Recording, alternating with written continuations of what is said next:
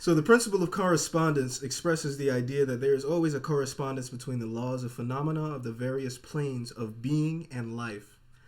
As above, so below. As below, so above.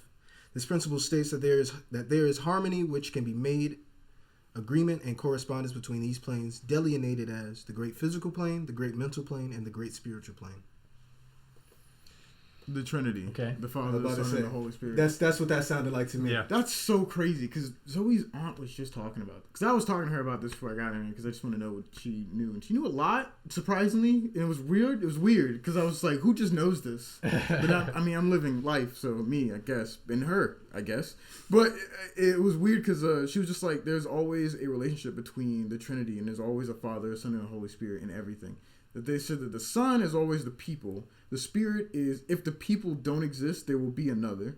And then, I don't know what the Father is. The Father could be the all, the everything to even have these things occur. I don't know what the Father is.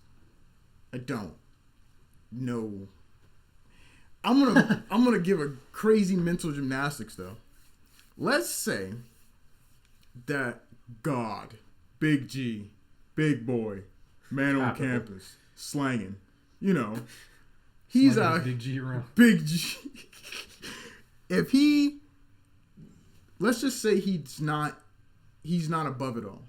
Let's just say in order for him to create this, he has to be in it, which Part means of the collective. He has to be a part of it because it's like everything anyone's ever created, they are within it. It would be like saying, the whole Shakespeare thing.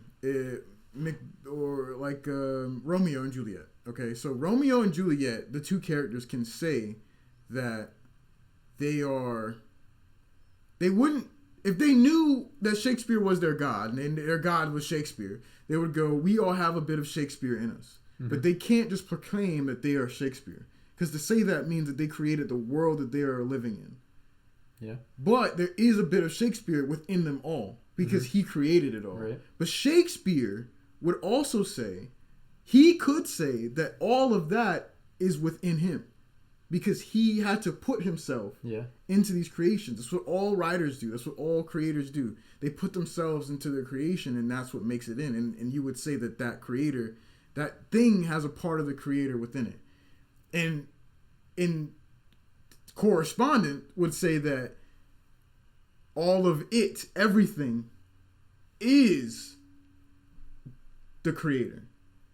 You know what I'm saying? No, yeah. So I don't. That one's a little rough to understand. But no, personally, that example you just used was pretty spot on, though. Yeah, it was actually. Yeah. I think that kind of makes sense.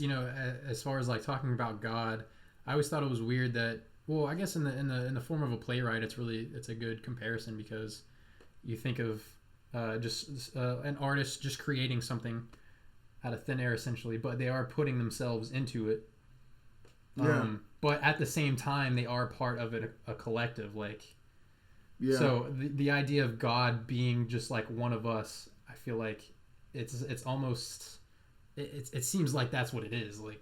A little, yeah. And even to the creation stuff, you needed a bunch of people, a bunch of souls, a bunch of fractions of God to create something that will affect so much in the future. We have trains that go everywhere now because a collective amount of souls that would equate to 1/800th of a God could make that ripple.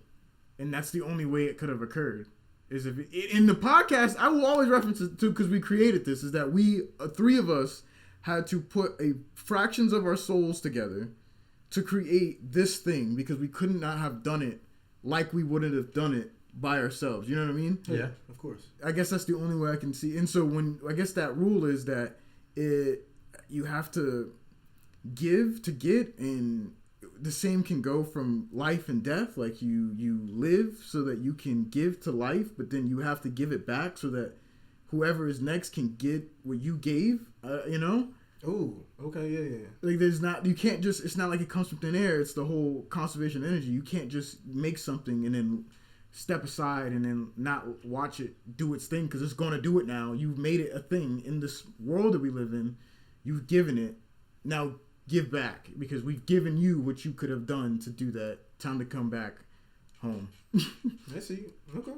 Yeah, that's. I like. Yeah. I don't Yeah. know. Well, let's. So we can. What was the 3 planes? It was like mind, body, spirit. Yeah. I think if we like kind of break those down, I feel like they make sense logistically. Like you have your physical body that you like need to legitimately make things happen. Like, right. The act in the world. Yeah. You have to build. You have to do something.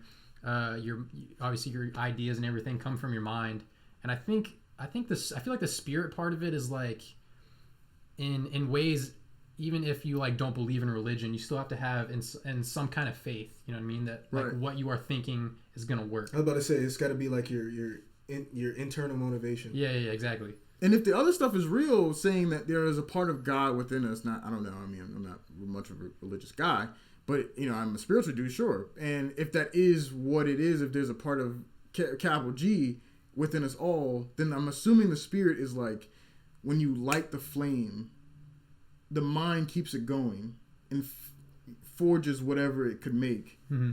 But something had to light it. And everyone's had that idea, like Doc Brown getting hit in the back of the head when he was coming out of the toilet, and he invented the flux capacitor. Like something occurred where you just go, oh, and then your mind and your body does the rest.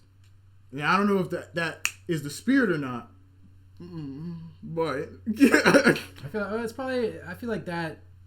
Like ideas are essentially a combination of the mind and the spirit, I guess. Yeah. They work. And then you need everything to actually fulfill it, you know what I mean? I fucks with that. Definitely. Yeah. The Trinity. The Triforce. Triangles pop up too much. What I used to say all the time. Squares and triangles. That don't even... I don't know. Why? Because it works. Hey, the triangle's the Trinity and then the square to encompass it all, bro.